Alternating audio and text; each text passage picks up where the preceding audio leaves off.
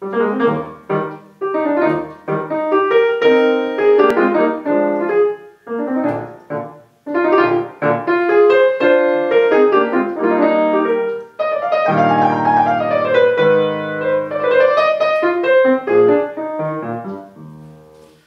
is the Haydn Sonata Hob XVI, number 49, and the first movement. This is in E flat major. Haydn has written almost 60 sonatas, and they're all wonderful works. It's just not played a lot, but these days people have been trying to revive it. So Mozart has been played a lot, Beethoven, but Haydn these days, we're trying to play more of them because he's very innovative, very full of challenges, very smart, writer, very smart composer. That he could use certain simple ideas and develop it throughout. Sometimes it's only just one idea and develop throughout the whole piece. So he's a very smart composer, and very well in the classical style as well, and very clear structures and phrasing. So here we go. So this is in E flat major. We are in sonata form. This is your first theme. E flat major. Watch the articulation. Slow.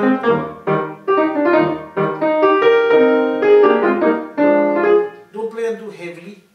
Remember, you are playing as though you are on the harpsichord or on the forte piano. So during his time, the forte piano has already come into place, and therefore it's an instrument that could play loud and soft, varying gradation of sound. So it's very interesting, and there's pedal as well. So that's why you apply all these things when you play his pieces. So this was written in 1789 to 1790. The sonata, as you know, is an instrumental piece for one or two instruments, and it's for 2 to 5 movements. So, and this one you have 3 movements. So this is a beautiful first movement, and then you have a very expressive second movement in B flat major, right? And we have the ending with a minuet, a very unusual minuet ending as a finale in B flat major. So, in sonata form, it's exposition, this first part, and then we have this first theme, very tricky. So play that upbeat, 1, 2, 3, 1, 2, and now accent with the chord 5 is quite strong, and then finish. And we start with chord 5, and builds up, dominant, and the tonic again, so 5, 1 there. So builds you to the top, and then away. Right, so that finishes the first theme, and then we have this transition.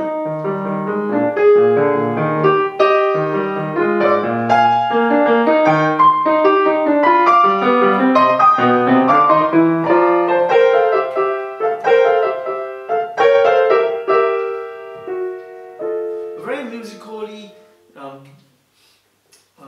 structured transition. You have this idea, and then it hits, and then you have, and it is higher, and then finally the arrival. So it's like climbing mountain. But just one idea, he can just lead us all the way to the top in a very interesting way, and through the change of the harmony. Chord 1.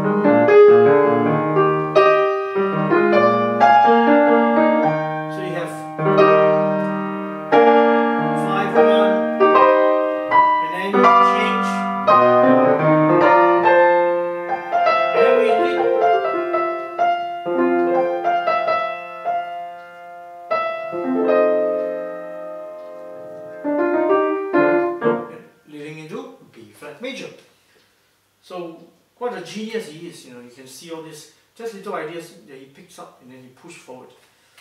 And then high, now stronger, there, and there. Right, so big.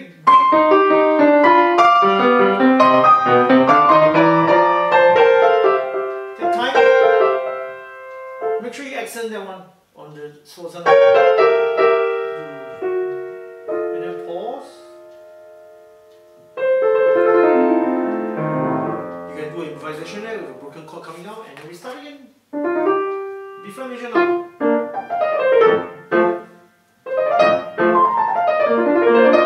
So here's the second theme. And the second theme is similar to the first theme. It's just so. It's just in B flat major. It's the same as your E flat major first theme, but in B flat major now. Then leads us to bar 28, a scaling passage coming up. So this is dissonant and resolved. Again. Now we change. Right? So the turn here is D, C, B, C. Okay? C minor coming up. G minor.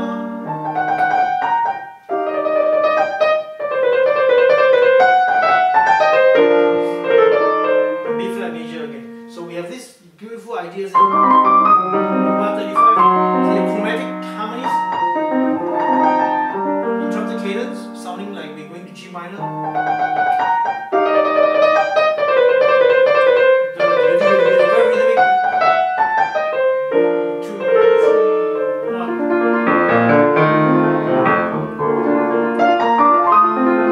So another theme here.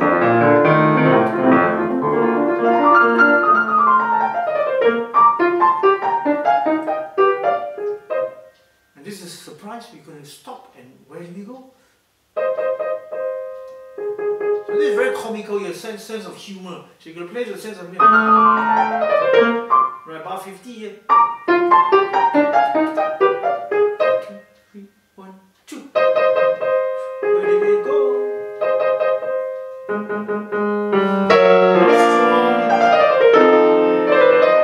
Now very legato and hold the B flat pedal point.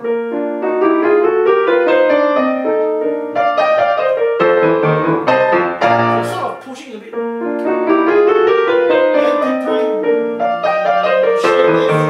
5-1 perfect cadence, ending the exposition of this sonata in first movement. So take care of all this rest that you see. And the cross hand, you know, this cello. And then violin.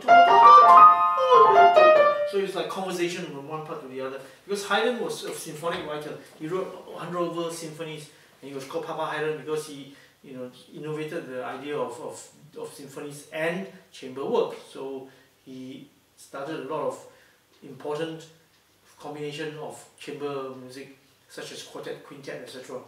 So it's a very important figure in the development of music, especially in the classical period, and he's leaving us this legacy for us to follow down the track as well. And Beethoven actually had lessons with him. Alright, so that's how, you know, Beethoven learned and further developed his own idea with more emotions and sense of nature coming in as well. So anyway, so this is the whole structure. We have little coda from bar 60 to the end, and that leads us to the end of your first section, the exposition. So I would say you can say that there's a first theme, second theme, and also a third theme there with the cross hand figure in B flat major. Right, the development section starts off B flat major. So this conversation, you're going to shake the right hand and then shake the left hand, and then the right takes over, and the plot thickens.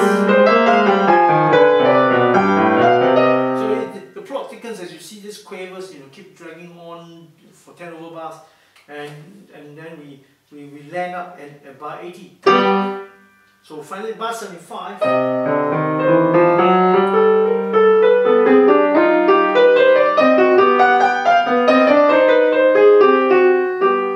And finally we end there on the dominant of C minor, because it's leading us to C minor. So it's very important from bar 65 to 80 that you do a lot of shaping to the sound. Away, strong away.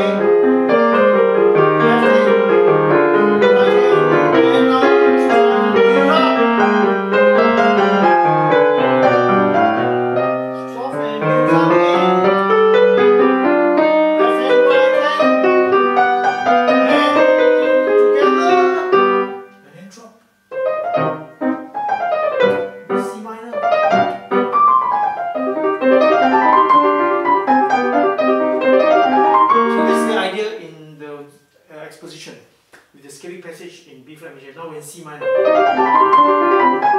Always crescendo to the top. There. Shape it to the top. You can go a bit faster. And it slows down. Alright, so there. So going F minor now.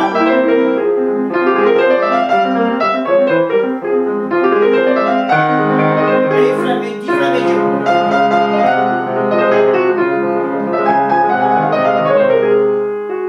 So we have all these key changes, and then it leads us to this fanfare part in 103.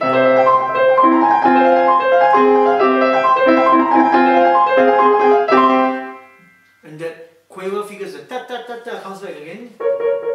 108 to 109. So it's very comical here. Lift your hand in the air, or your hand rest and move. And there.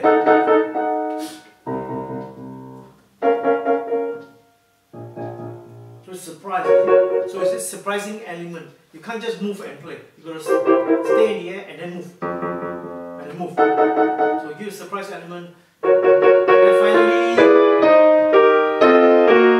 watch the dynamics here and watch all the notes. Make sure you check them carefully. Recurring extenders.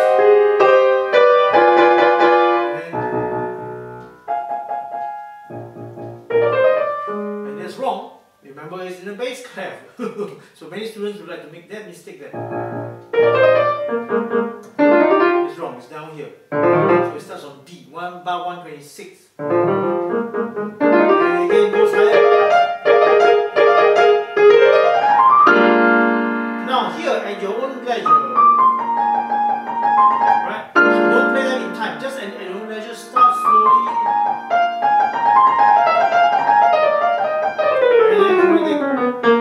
So you can take your time and then just swing it down as you move on, and brings us back to the recapitulation section. And again, the first theme in E flat major, and the back part is similar to your front part. With the second theme now in E flat major.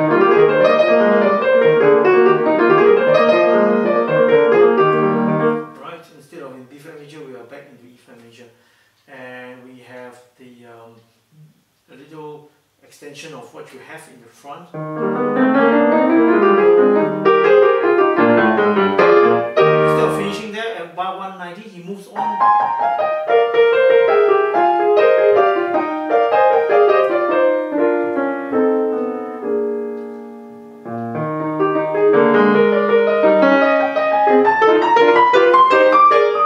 Strong and then soft.